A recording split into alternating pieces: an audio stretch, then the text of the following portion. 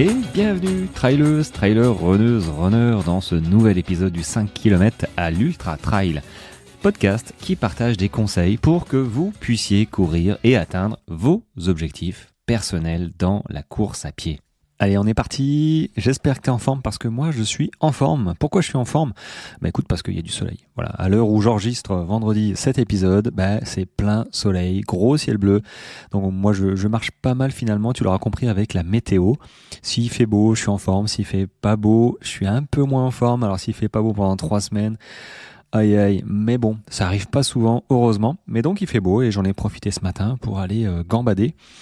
Prendre des photos, profiter, le maître mot ça a été profiter gentiment, sans mettre de l'intensité et profiter de courir 1h15, 1h20 tranquillement. Voilà, et en même temps, alors juste avant d'aller courir, je suis tombé sur une story là de prépare ton mental. Voilà, c'est une personne que je suis depuis un cours, que je suis depuis pas mal de temps, que j'aime beaucoup en fait. Il vient de Belgique. Prépare ton mental et il a fait notamment la Swiss Peak 360 et là il s'est engagé sur la 660. Bon, un truc de fou, 660, t'imagines, il va faire 360 quand moi j'aurai fini, il repart dans l'autre sens pour refaire, il fait un aller-retour 2 fois je crois, il me semble. Donc c'est un truc de fou. Et bref, il a partagé sur sa story un gars qui dit, alors sa réflexion c'est si tu cours sur un tapis, t'es pas un vrai coureur. Alors le gars il se permet de dire ça à prépare ton mental, je sais même plus son prénom, tu vois. Je crois que je l'ai jamais su d'ailleurs en fait. Donc bon voilà, si t'es pas un vrai coureur, à partir du moment où tu cours sur tapis de course. Alors moi ça m'a un peu piqué. Il a mis toute la conversation du coup. À la fin ça a fini par être bloqué évidemment parce que le gars il fait du tennis. Il dit ouais moi aussi je suis licencié et ouais il est licencié d'un club de tennis. Donc à la fin ça s'est assez mal passé mais en même temps c'est tellement waouh. Moi, je suis un petit peu loin de tout ça, tu vois, de la civilisation, de ce genre de pensée. Mais je me dis que s'il y a une personne qui a pensé ça, ça se trouve, il y en a plusieurs qui ont pensé la même chose. Et ça me fait peur parce que j'ai préparé moi un marathon quasiment qu'en courant sur mon tapis de course, sur mon bateau à l'époque où j'étais marin. Donc ça me fait tout drôle. Et puis il dit ça à un gars qui court 360 km, qui court des ultras comme moi. Bon, va lui dire que t'es pas un vrai coureur. Après, il a été hyper maladroit, le gars. Il a le droit de le penser, mais pas d'en faire une généralité. Et même le penser, c'est complètement, il est à l'ouest, quoi. Donc, moi, si j'ai une personne qui me dit ça, je crois que je lui réponds du genre, t'es sérieux? Un truc dans le genre, tu vois. Mais bon, ça, c'est des gens qui ont pas vraiment d'intérêt. On peut pas s'intéresser à tout le monde et tout le monde n'est pas intéressant, en fait. Je pense, c'est un petit peu sectaire, ce que je dis, mais je suis pas certain que tous les êtres humains sur Terre soient hyper intéressants. Mais bon, ça ne concerne que moi, même si effectivement l'être humain, chacun est évidemment unique. Alors c'est bien et c'est pas bien, mais en même temps, voilà, chacun grandit avec ses expériences et devient est façonné suivant son adolescence, suivant ce qui s'est passé, suivant voilà. Donc bon, faut pas trop leur en vouloir aux gens qui deviennent un peu cons comme ça. Bref, je vais arrêter là. Du coup, ça m'a fait penser à toutes ces fausses idées, toi, les idées reçues comme ça que j'ai plus vraiment en tête. Alors du coup, je me suis fait aider un petit peu et mon ami ChatGPT m'en a sorti quelques-unes et effectivement, il y en a que j'ai pas en fait. Par exemple, sur le tapis de course, courir sur un tapis de course est moins efficace que courir en extérieur. Alors, en fait, c'est presque vrai. C'est presque. Disons que si t'as pas le choix, tu peux courir sur un tapis de course et c'est même bien, ça te prépare. Maintenant, la motricité est pas la même forcément parce que tu as entraîné. C'est pas toi qui te propulse en fait. Donc tu es entraîné, donc les mollets travaillent vraiment différemment, mais il vaut mieux ça que rien. Par contre, travailler avec une inclinaison, ça c'est pas mal aussi. Clairement, entre courir sur du plat et travailler en inclinaison, c'est vrai que c'est pas mal, mais c'est pas les mêmes efforts non plus. Mais de là à dire que courir sur un tapis de course, c'est pas être un vrai coureur. Waouh, ok, autant pour moi, enfin autant pour lui. Alors, il y a quoi d'autre? Les chaussures minimalistes sont meilleures pour tout le monde. Globalement, l'idée, c'est si tout le monde courait en chaussures minimalistes, ce serait le nec plus ultra. Alors, je vais y revenir d'ailleurs. Je pense que je vais faire bientôt un épisode avec une personne qui est kiné et coureur, trailer aussi, il me semble. Et du coup, il court aussi en minimaliste. Donc, il va bientôt m'en parler et j'ai hâte de partager ça avec vous. Alors, les chaussures minimalistes, moi, j'y crois évidemment. J'en ai une paire. Néanmoins, bon, il faut, enfin, les chaussures, c'est assez délicat, mais après, c'est pas tant les chaussures minimalistes, c'est aussi la foulée qui est importante. Je pense que la foulée est plus importante que le type de chaussures qu'on porte. Maintenant, si tu portes des chaussures minimalistes, c'est-à-dire drop zéro, t'as pas de différence de hauteur entre le talon et l'avant du pied. Alors, si en plus tu as des chaussures comme moi, Five Fingers, donc pas d'amorti, t'es pas obligé d'avoir des Five Fingers pour pas avoir d'amorti, mais là, du coup, t'as une foulée qui devient naturelle et tu cours sur l'avant du pied. Et forcément, les impacts, c'est les tendons d'Achille et les mollets qui les prennent. Donc, articulairement, ça fait beaucoup moins de choc. Mais néanmoins, ça demande un sacré apprentissage et du temps.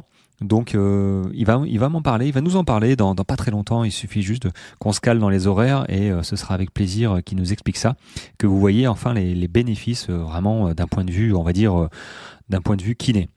Allez, autre contre courir est mauvais pour les genoux. Alors, j'ai envie de dire oui et non. Si tu cours, j'ai envie de dire mal. Oui, forcément, c'est mauvais pour les genoux. C'est-à-dire que si t'es pas préparé, si tu cours trop vite tout le temps, c'est ce qui arrive en fait assez couramment la première année et puis les autres années aussi. Si tu cours trop vite, trop fort, trop d'intensité, trop longtemps, enfin trop de tout, oui, les genoux, c'est sûrement possible, probable même, que t'aies un problème. T'as un problème parce que le trail, par exemple, c'est fait de choc, c'est vraiment choqueux, j'allais dire, ça n'existe pas, mais c'est vraiment difficile et contraignant pour les articulations, au-delà des ligaments et des muscles.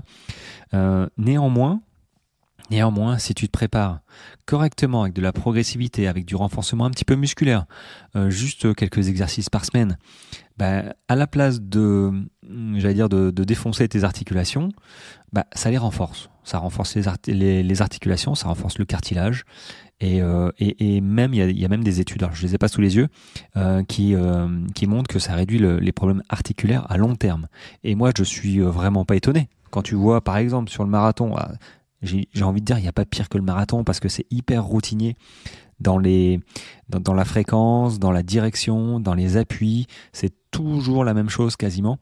Au contraire du trail où ça permet d'avoir des appuis complètement différents, quasiment d'un appui sur l'autre. Donc ça, c'est vraiment bien. Et quand tu vois des personnes, des 90 ans qui courent le marathon, t'es là, waouh. Alors, si c'était si destructif que ça pour les articulations, ça ferait longtemps qu'il y aurait des blessés. Et ceux qui sont blessés bien avant, ils arrêtent parce que de toute façon, j'ai envie de dire, et je vais pas être méchant, mais j'ai envie de dire, ils ont voulu aller trop vite et s'ils n'ont pas eu la patience d'apprendre à courir parce que finalement ça s'apprend en fait. Alors tu l'apprends à tes dépens généralement au début, sauf si tu fais appel à un accompagnateur ou un coach comme moi qui te permet de gagner du temps, gagner des points de vie, gagner tout quoi.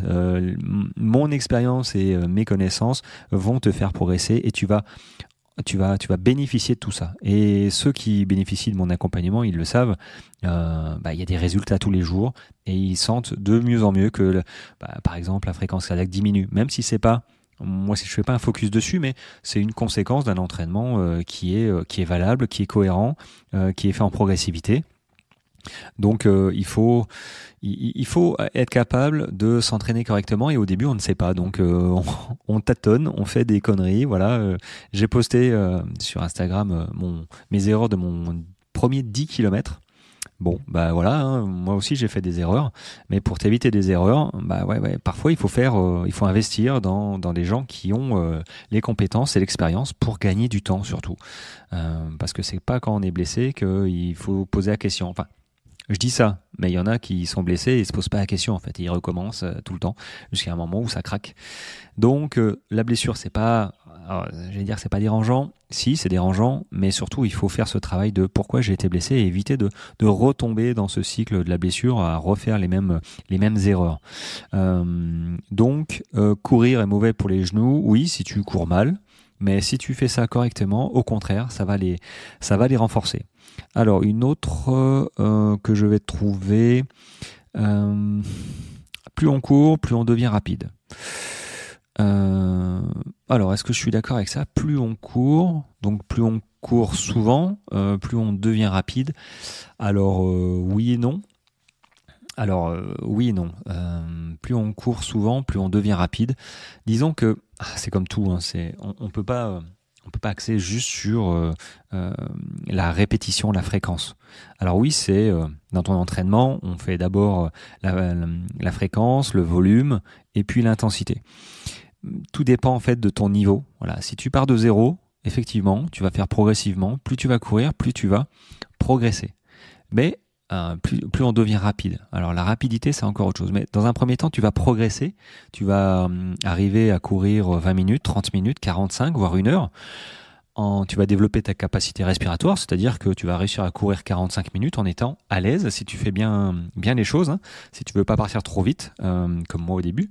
Donc si t'es OK, 45 minutes, 60 minutes, OK, ça te demande des efforts, mais tu restes quand même, on va dire, à l'aise suffisamment à l'aise pour profiter de tes 45 ou de ton heure de course. Maintenant, si tu fais ça tout le temps pendant 1 an, assez rapidement, tu vas stagner en vitesse. Tu pourras pas, je sais pas, tu as un chrono de 1h05 sur le 10 km. Bon, tu pourras pas atteindre 1 heure enfin gratter 5 minutes sur 10 km si tu ne changes pas quelque chose, si tu restes à faire de l'endurance fondamentale, parce que c'est bien ça.